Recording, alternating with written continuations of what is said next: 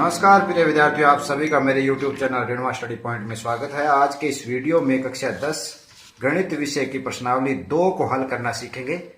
तो चलिए शुरू करते हैं। प्रश्नावली 2 विविध प्रश्नमाला का प्रश्न संख्या 19। सिद्ध कीजिए कि 2/√7 एक अपरिमेय संख्या है। तो हल माना 2/√7 एक परिमेय संख्या है। एक परिमेय संख्या है।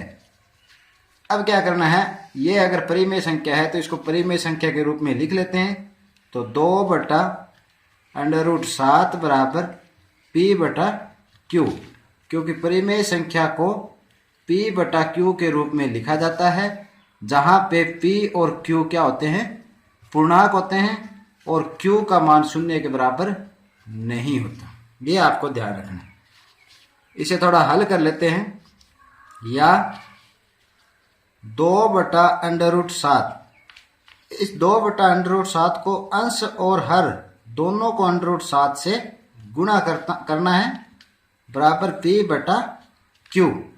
या देखिए 2 को √7 से गुणा करेंगे, 2√7 बटा √7 को √7 से गुणा करेंगे तो ये वर्गमूल हट जाएगा। 7 × 7 के ऊपर वर्गमूल का मतलब है √7 × 7 का अर्थ हुआ 7, बराबर P/Q।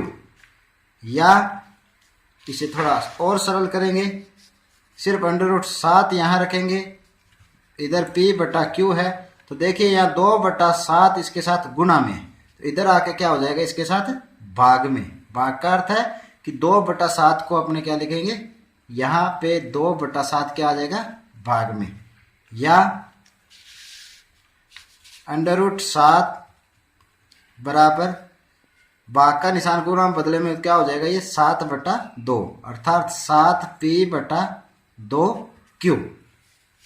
इसे समीकरण नंबर 1 मान लेना है। तो यहां देखिए,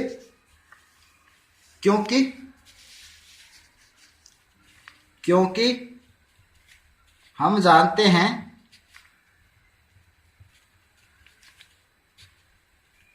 कि पूर्णांकों का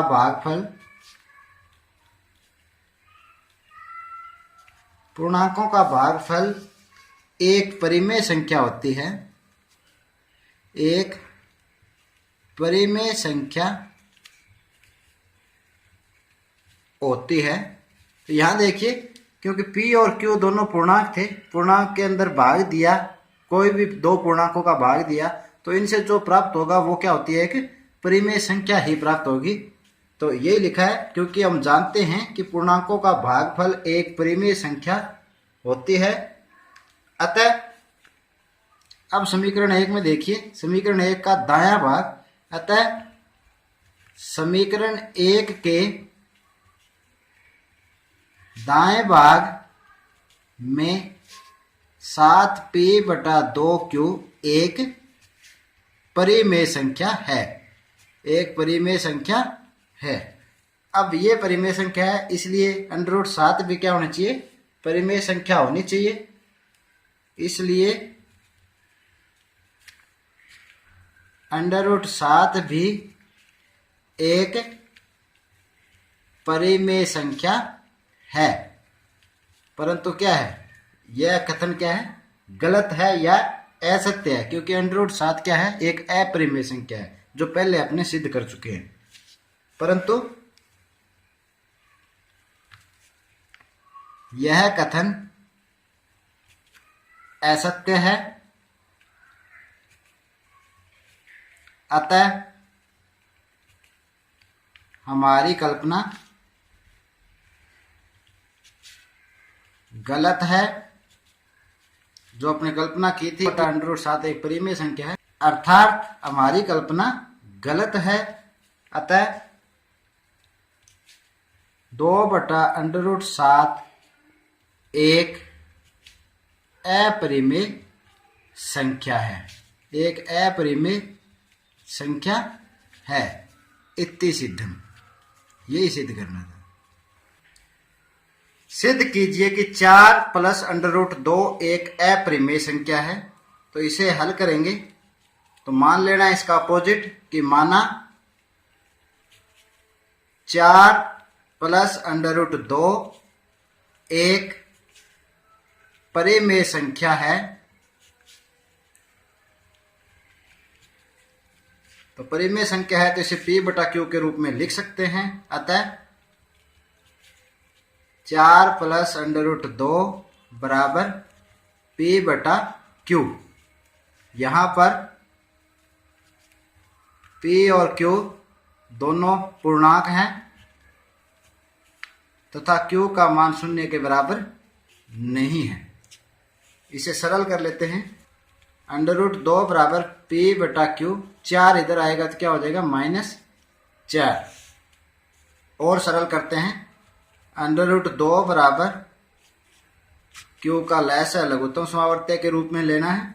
Q में Q का देंगे एक बार और एक को P से गुणा किया P माइनस इसके नीचे आप 1 लगा सकते हो। 1 का भाग देंगे Q में Q आएगा। Q को 4 से गुणा किए 4Q।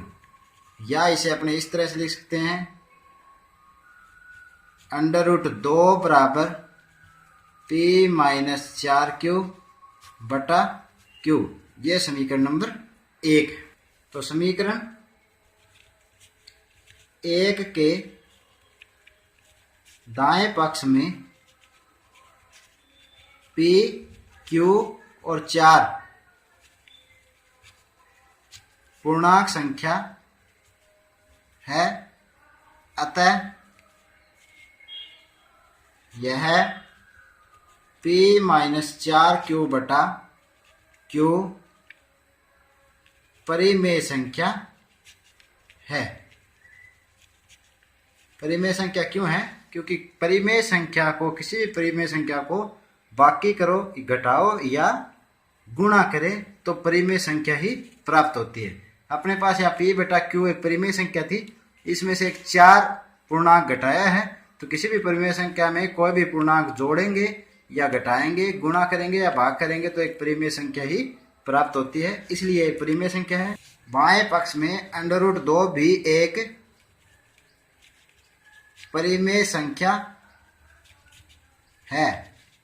परंतु क्या है कि जो ये अंडर रूट 2 है वो पहले सिद्ध कर चुके हैं कि ये अपरिमेय संख्या होती है, इसलिए यह कथन गलत है। परंतु यह कथन असत्य है।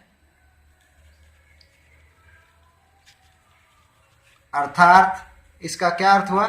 इसका अर्थ हुआ कि जो आपने माना था कि माना 4 प्लस अंडर रूट 2 एक परिमेय संख्या है, यह कथन वो जो आपने माना था वो कल्पना गलत है। अर्थात हमारी कल्पना गलत है। अतः सिद्ध होता है कि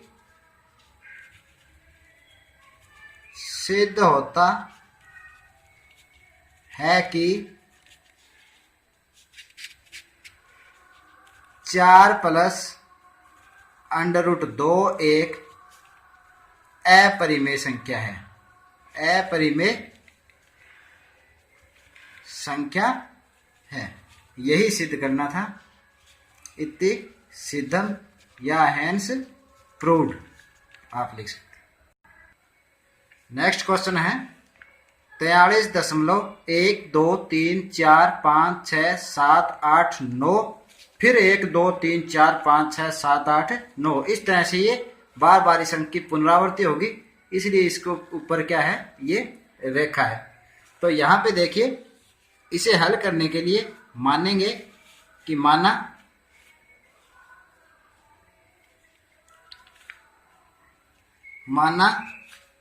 x बराबर, ऐसे प्रश्नों को जब हल करना होता है तो इस पूरी संख्या को x के बराबर मान लेना है। x बराबर 43.123456789 फिर 1 2 3 4 5 6 7 8 9। इस तरह से ये लगातार चलते जाएंगे।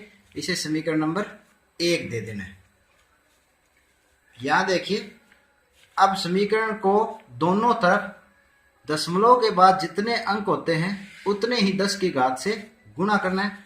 तो यहाँ पे दशमलव के बाद 9 अंक है, तो लिख देंगे समीकरण 1 के दोनों पक्षों में 10 की घात 9 से गुणा करने पर 10 की घात 9 से गुणा करेंगे। तो यहाँ देखिए 10 की घात 9 को x से गुणा करेंगे, 10 की घात 9x बराबर, यहाँ जब 10 की घात 9 से गुणा करेंगे तो दशमलव के बाद ये जो दशमलव है वो 9 अंकों के बाद में लगेगा, अर्थात ये दशमलव कहाँ लगेगा 43, 1, 2, 3, 4, 5, 6, 7, 8, 9। अब दशमलव यहाँ पे लगेगा दशमलव, फिर 1, 2, 3, 4, 5, 6, 7, 8, 9 और इस तरह से इनकी पुनरावृत्ति हो जाएगी। इसे समीकरण नंबर 2। अब समीकरण 2 में से 1 को घटाना है, तो लिख देते हैं समीकरण 2 में से समीकरण 1 को घटाने पर, ध्यान दीजिए जब 2 में से 1 घटाएंगे, 10 की घात 9x है, इसमें से x घटाना है। तो यहाँ पे आप ये देख सकते हो कि जैसे 10 में से 1x घटाते हैं तो 9x बचता है, 1 9 बचता है। 100 में से 1x घटाएंगे तो 99x बचता है, यानी कि जितनी शून्य है उतने ही 9 बचेंगे।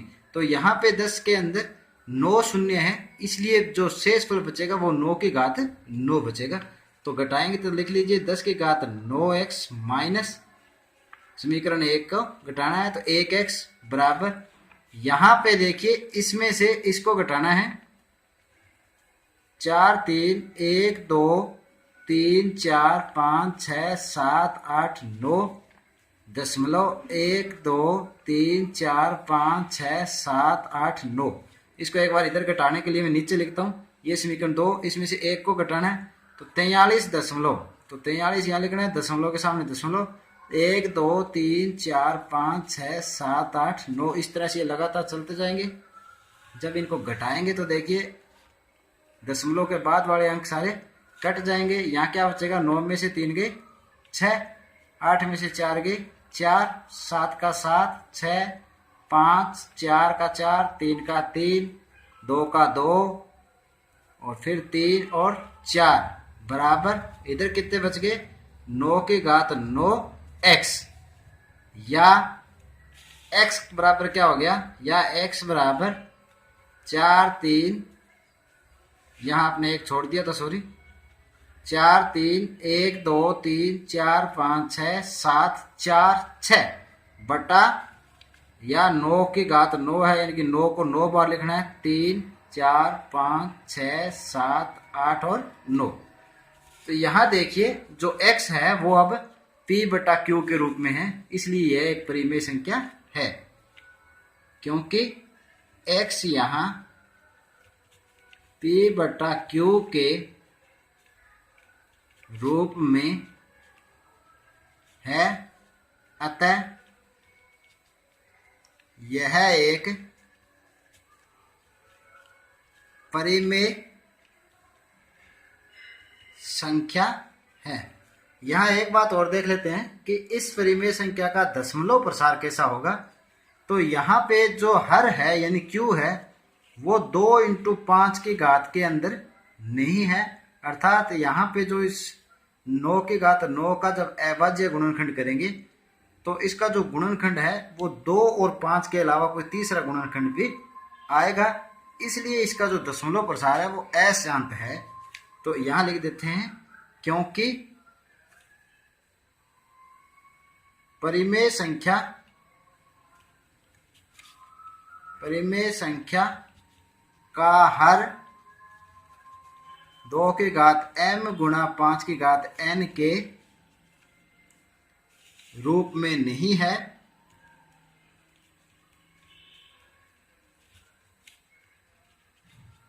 अतः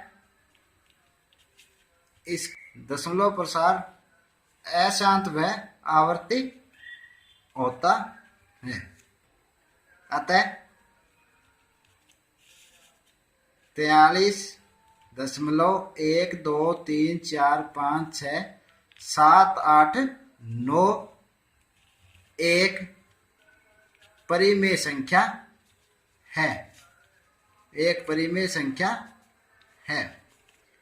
इति सिद्धम। इस तरह से इन प्रश्नों को आपको हल करना है। तो आज आपके ये प्रश्नावली 2 कंप्लीट हो जाती है।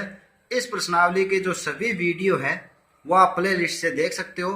प्रत्येक जो वीडियो है वो अच्छी तरह से समझाने का आपको प्रयास किया है। तो उम्मीद करता हूं कि इन वीडियो में समझाए गए प्रश्न आपको अच्छी तरह समझ आए होंगे और इनसे आपको अवश्य लाभ होगा। इन्हें बार बार देखते रहिए और पसंद आए तो इसे लाइक और शेयर जरूर करें। तो आज के लिए इतना ही।